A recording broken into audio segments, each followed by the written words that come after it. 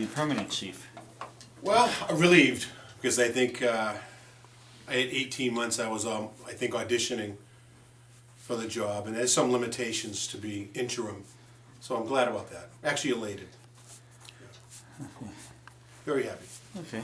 So does it come with any mandate?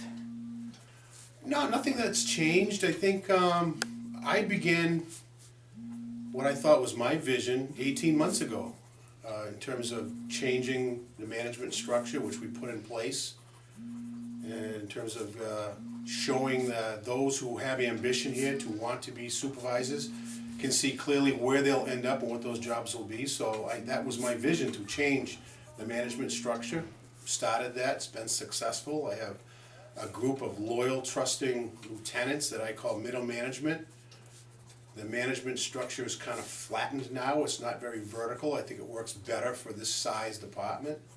And I have, over the last 9 months, having had them close to me and me sharing with them the growth that I've had throughout the chief position, actually brought them so that at any time they should be able to step in and be chief one day themselves if they so choose to be. That's the goal. Now, what are some of the jobs you've had? You've been a patrol officer. I was a patrol officer until 1988. Realized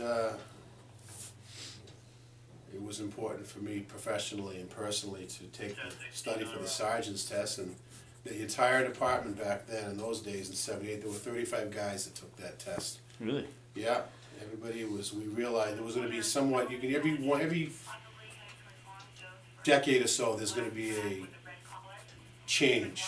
You can see a management change. You can see the evolutions that happen and come in waves, and I saw that. Want to take advantage of it. So sergeant 1988, about 3 years. Lieutenant 1992. I was a shift commander for about 7 or 8 years.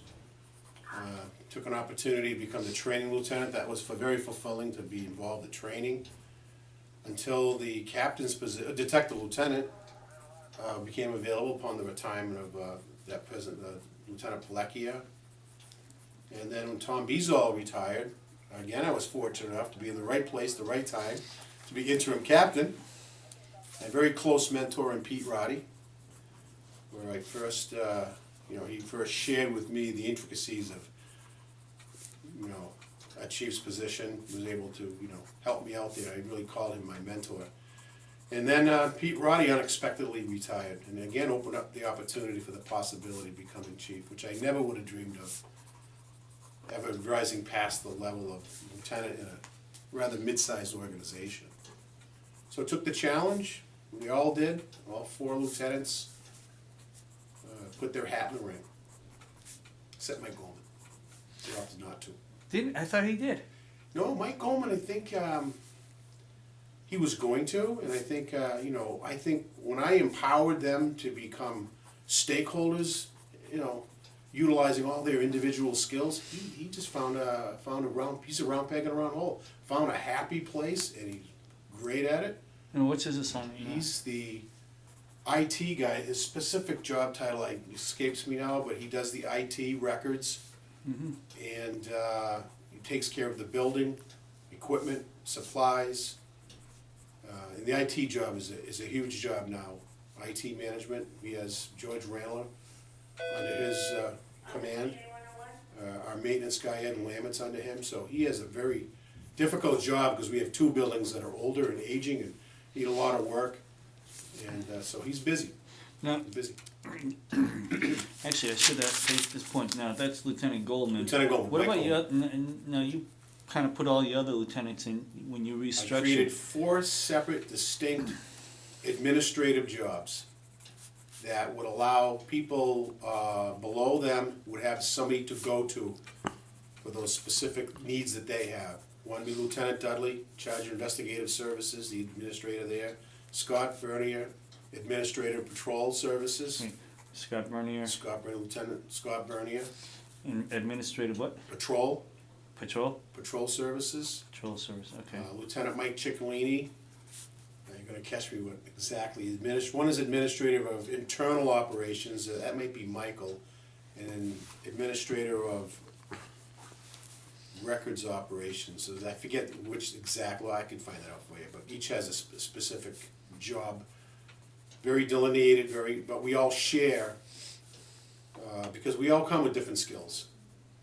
And what was troubling with management, I think, in any police department was that you always rose through 1 through 5 or A through Z, and you had to do them all. But what I've learned about management is that specific jobs, if you match them with specific personalities, you get better success.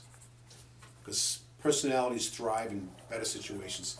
I offered 4 jobs to them by seniority. They all looked them over, and they selected them individually as they felt that those jobs would fit them. And it's worked out. And they could change if they wish to. They could swap jobs. So Lieutenant Dudley's investigative services. Right, basically in charge of the detective bureau, school resource officers. Scott Bernier does all patrol, the accident investigations. Okay. And Mike Ciccolini does the court. He does permitting, SORB, and license to carry.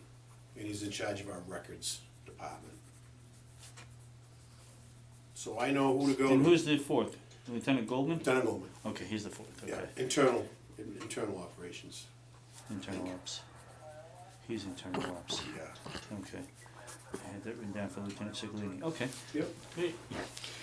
So, now that you're chief, well, facing civil service, of course, has to confirm you, and the city council has to confirm you Monday evening. Will there be 2 readings?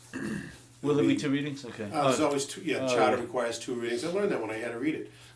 Yeah. Charter has 2 meetings, and they'll probably ask me questions that I certainly will open up to answer. I have nothing I don't want to share with anybody. So I'll have to probably, meet with them. Might be 2 weeks after the 28th, or might be a couple weeks after this. So they have 14 days as a minimum and 28 days as a maximum to actually meet with somebody that the mayor's put in for appointment. It's great studying the charter. Yeah, that's good. Yeah. You're a quick learn. How long did it take you to read through it? I thought he was going to test me, quiz me, so I read it twice. Oh, good. How long is it? I've never read the charter. Oh, it's yeah, only like 10 pages. I was a patrolman when they actually had the charter version. I actually remember it. Yeah. Okay. That's it. What do you want to tackle first? I mean, you can't just stay with the 4 lieutenants. I've always said at the get-go, I want to follow through what I started and see it to its end, because I fully realize when you make a rather bold move to change management, you also change people's expectations in their own career.